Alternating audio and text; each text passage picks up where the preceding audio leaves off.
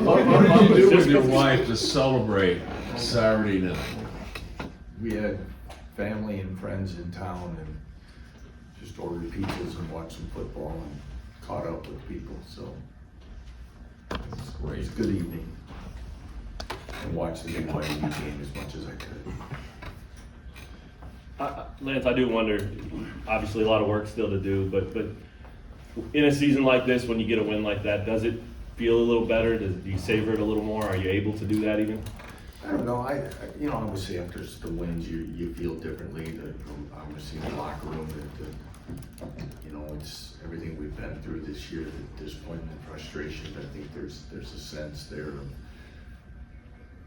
feeling good and that feeling different. The office is different on Sunday. Body language is different. Players are different when you walk in. Matt walked in today for the team meeting. The volume of the room is different. Obviously, all those things. It's good. You know, the things we talk about though is, you know, what are we going to do from here though? Again, sometimes, you know, we've got to be able to stay in the moment of working to get better for, you know, playing probably our best opponent yet of the season and on the road. So are we going to be satisfied with this, or, you know, we can't get too far ahead of ourselves in anything else other than the process of what we've done? And I think the group, you know, took that to heart today and went back to work. It got a little bit lost in the Devon's record and just the win and all that, but you know, that first drive Iowa State had was obviously good for them, bad for you, but the way you guys responded to that was almost 180. How did you find that? Where did that come from? And you controlled the game from there. I think we just found a way we got some pressure with four-man rush, which we hadn't gotten a lot. And like you said, I think the first drive was, you got put in a position where, you know, we're going to punt the ball down there. It goes the way you want. You pin them inside to 5, actually at the 1, you know, boom, and all of a sudden they just start hitting some things. We had a misalignment on the first down and opened up the middle.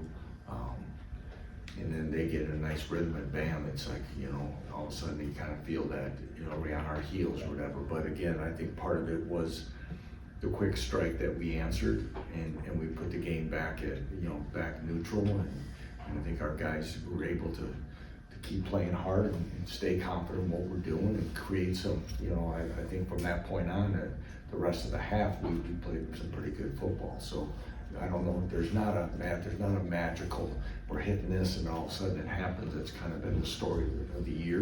It's what happens when some things kind of, we're able to create some things with some confidence and make some plays and you know, we're able to get some sacks and some pressures.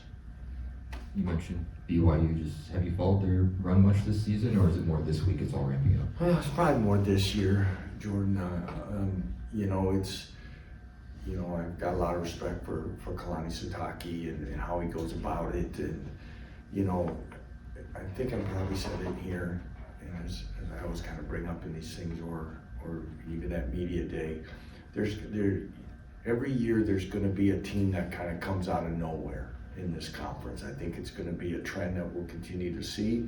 I think obviously TCU is that team. I think Baylor was probably in 21. There's always somebody that kind of comes up. I think we had our moments of playing really good and getting national notoriety. I think if there's one that's really, I mean, Colorado's right there. Iowa State was there as well. But BYU is that story about a program that people kind of forgot about, that kind of went about it. I think that program after our game last year talked about what it needed to do to probably be a better Big 12 team, and that was, I think they want to address their physicality, and that's very evident that they have done that, and they're an extremely physical football team that's playing extremely well and confident on both sides of the ball. For them to come through the rivalry game, an exciting game last week, and to find a way to win on the road and stay undefeated and be in the college football playoff thick of it and playing for a conference championship. They deserve this, and again, we have a lot of respect for them. We know it's going to be a unique challenge to go into their stadium and to play in that environment, and you know, we're going to need to be at our best.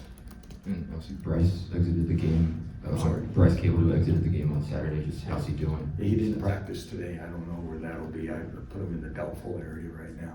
And obviously, Calvin played in the bowl game last year, has played all season long, and just how much confidence does Yeah, that give you? I thought Kelvin came in there and competed. I know Daryl was pleased with his performance, and obviously he's going to get a ton of work this week and get him ready to go. And we have confidence in what he's going to give us, and he'll be ready. I mean, again, he's come a long way as a college football player in maturity and understanding. And like I said, last year's bowl game when he played, he didn't flinch. He went through it and competed. He stepped in the game, and I think he had just under 30 snaps, and I thought he did a solid job, and he'll be ready to go. Looking at BYU, and maybe you mentioned it there a second ago, where do you see the biggest difference from them, from the team you guys played here last year versus the one you'll play on Saturday? Again, I think they're well-balanced offense, what they do. The quarterback does a really good job. He impresses me when he decides to run. He's not running to get down. He's a physical runner, and he's going to run and keep getting yards. Very accurate, strong arm. Again, receiving core is very good. I just think it's their overall balance. I think they're second in the nation in interceptions. Lead the Big 12 in interceptions. I think the guys gave me 11 different guys have interceptions. That's amazing. When you're doing that, and that shows you have depth. It shows you're doing a lot of different things. Probably getting your hands up on balls, tipping balls. Guys all in the front seven have a chance to make plays, as well as their guys in the back end. You see a team that continues to play with great confidence.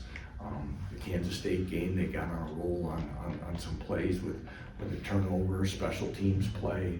I think they've punt return and a kick return for touchdowns this year. So everything in the special teams area that you want to be, game-winning field goal Saturday, all the things that make teams that have chances to compete for championships what they are, and they're solid all the way through.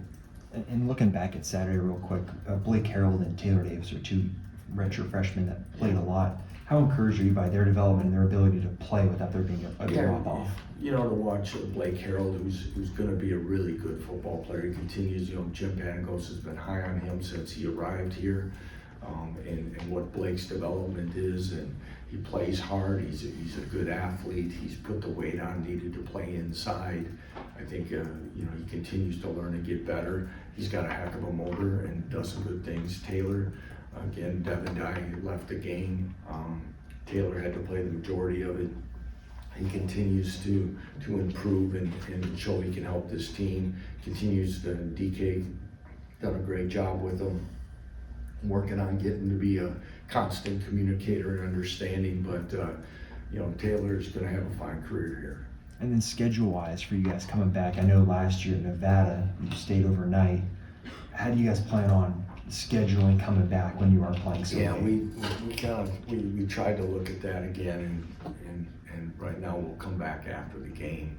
Probably get back close to the same time we did against Arizona State, the Arizona State game, but we had the open week, so it'll be challenging coming back. Probably get into Lawrence about 5 a.m. and we'll change a little bit of what our Sunday,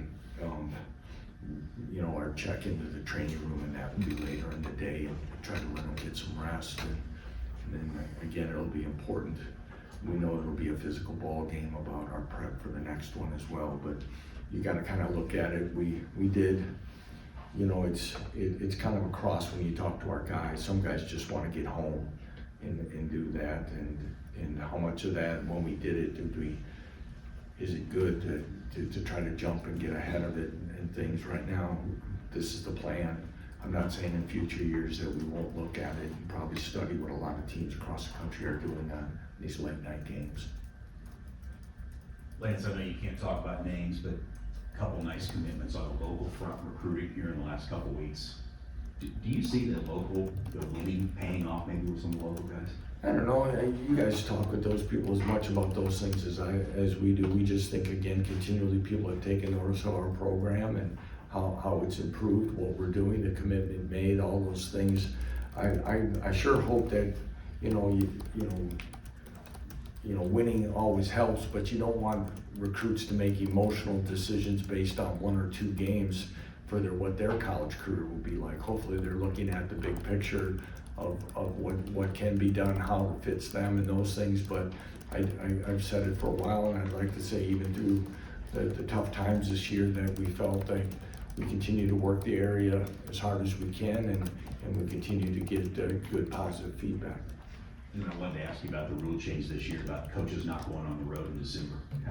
How's that changed? Yeah, to be determined, I guess. It's kind of different.